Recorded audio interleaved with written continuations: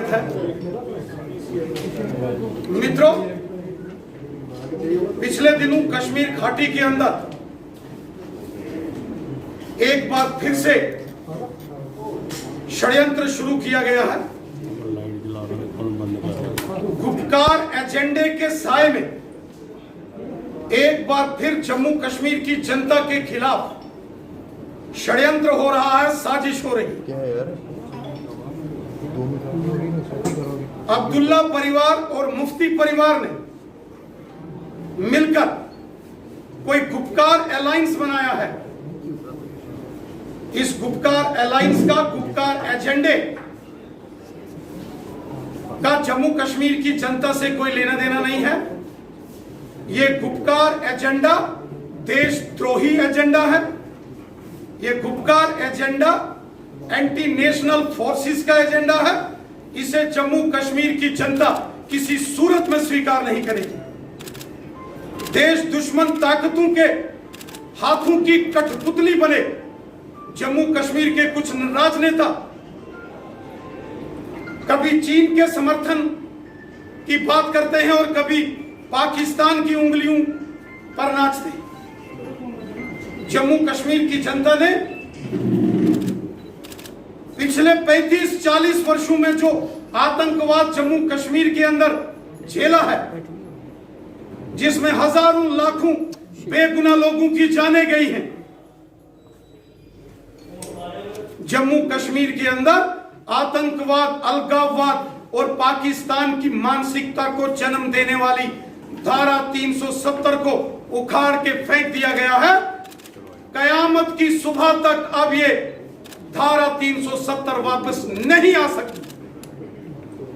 जम्मू कश्मीर के अंदर रहने वाले, वो चाहे गुज्जर बकरवाल समुदाय के लोग हों, महिलाएं हों, बच्चे हों, दलित समाज के, शेड्यूल कास्ट कम्युनिटी के लोग हों, गोरखा समाज के, वाल्मीकि समाज के, पश्चिम पाकिस्तान के से आए हुए विस्थापित हों, पहाड़ी समुदाय के लोग हों, लद्दाख यूनियन टेरिटरी में करगिल के या लद्दाख के लोग हों, कश्मीर घाटी के अंदर राष्ट्रवादी लोग हों, उनके साथ इस धारा 370 ने पिछले 70 सालों में बहुत अत्याचार किए, नाइंसाफियां हुई, कत्ल हुए, बेगुनाह लोगों के परिवारों के परिवार इस धारा 370 ने यहां बर्बाद किए।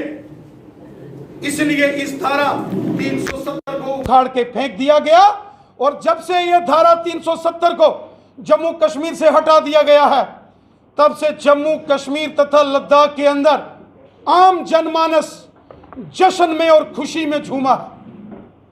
पत्थरबाजी की एक घटना नहीं हुई, किसी गली मोहल्ले, किसी सड़क पर, गांव में, शहर में कोई प्रदर्शन नहीं हुआ, कोई आंदोलन नहीं हुआ।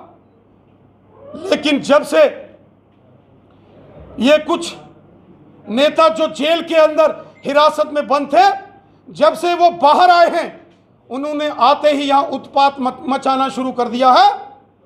किसी कीमत पर भी इन उत्पात मचाने वाले नेताओं को, इन षड्यंत्रकारी नेताओं को, इन साजिश करने वाले नेताओं को बख्शा नहीं जाएगा। के खिलाफ षड्यंत्र किया गया तो इसके गंभीर परिणाम इन षड्यंत्रकारी और साजिश करने वाले नेताओं को यहां भुगतने पड़ेंगे।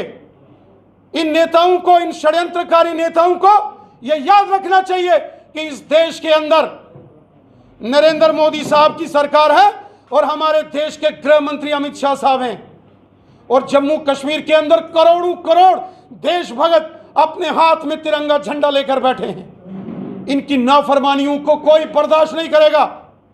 इनके षड्यंत्रों को, इनकी साजिशों को किसी कीमत पर हम जम्मू कश्मीर के अंदर लागू नहीं होने देंगे।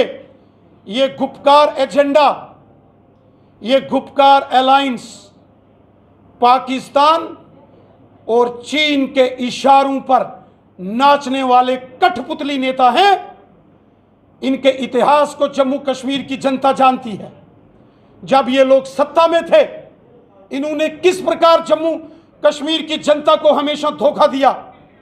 कभी जम्मू कश्मीर में भ्रष्टाचार विरोधी कानून यहां लागू नहीं किए गए, जनता की भलाई के कानून यहां लागू नहीं किए गए। जनता के साथ हमेशा धोखा किया गया। अब चूंकि ये सारी चीजें समाप्त हो चुकी हैं और बिन पानी जैसे मछली तड़प रही है, उसी प्रकार ये गुपकार अलायंस वाले चूंकि अब सत्ता से बाहर हैं, आउट ऑफ पावर हैं, बिना सत्ता के ये बिन मछली पानी के जैसे तड़पती है मछली, उस प्रकार तड़प रहे हैं। जम्मू कश्मीर और लद्दाख की जनता इन सारे नेताओं के काले कारनामों को, इनके मंसूबों को और इनकी साजिशों को जानते हैं। आज 13 धार्मिक और सामाजिक संगठनों के प्रतिनिधियों से भारतीय जनता पार्टी के वरिष्ठ नेताओं के साथ हमने यहां बैठक करके ये संकल्प लिया है कि किसी कीमत पर भी जम्मू कश्मीर के हालात खराब नहीं होने देंगे। किसी कीमत पर भी जम्मू कश्मीर में चीन और पाकिस्तान के अलगाववादियों के और आतंकवादियों के एजेंडे को हम लागू नहीं करने देंगे। राणा जी, एक सवाल है, आप हमेशा सियासत की बात करते हैं, लेकिन सियासत जो है जम्मू कश्मीर की वो कश्मीर से भी जुड़ी रहती है। इससे पहले जैसे महबूबा मुफ्ती रिहा हुई थी, उन्होंने कहा था कि मसला कश्मीर सुलझाने के लिए संघर्ष करूंगी। डॉक्टर फारूक अब्दुल्ला ने भी मसला कश्मीर की बात की और उन्होंने कहा कि सियासी यहाँ पर गतिविधियां हों जिससे कहीं ना कहीं मसला सुलझे। अब धारा 370 के साथ एक बार फिर से मसला है कश्मीर। जम्मू कश्मीर भारत देश का अटूट अंग था, है और युगों युगों तक रहेगा। जम्मू कश्मीर के अंदर अगर कोई मसला है तो वो पाकिस्तान और चीन के नाजायज कब्जे में जो हमारी भूमि है वो है जिसे हम पाकिस्तान ऑक्युपाइड जम्मू कश्मीर कहते हैं, जिसमें मीरपुर, कोटली, भिंबर, बाग, पलंदरी, देवा, बटाला, नीलम वैली, मुजफ्फराबाद जैसे क्षेत्र आते हैं। और लद्दाख यूनियन टेरिटरी के वो भाग जो पाकिस्तान के नाजायज कब्जे में हैं, गिलगित बल्टिस्तान, और चीन के नाजायज कब्जे में अक्साई चिन और शक्साम वैली हैं, वो विवाद का केंद्र है क्योंकि वो भारत का हिस्सा है और अभी चीन और पाकिस्तान के नाजायज कब्जे में है।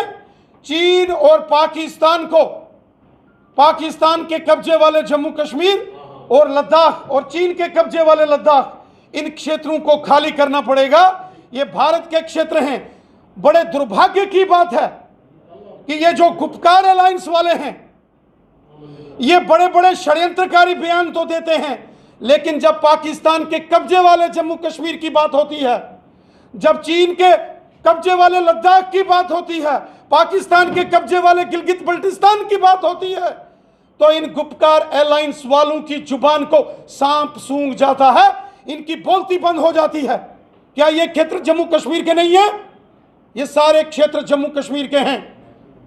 चूंकि इनकी हमदर्दी पाकिस्तान और चीन के साथ है, इसलिए ये पाकिस्तान और चीन के खिलाफ कभी नहीं बोलेंगे। इनके इन षड्यंत्रकारी योजनाओं को सारी दुनिया, सारा भारत, सारा जम्मू कश्मीर जानता है, इसलिए हम इनको इनके षड्यंत्रों में कामयाब नहीं होने देंगे।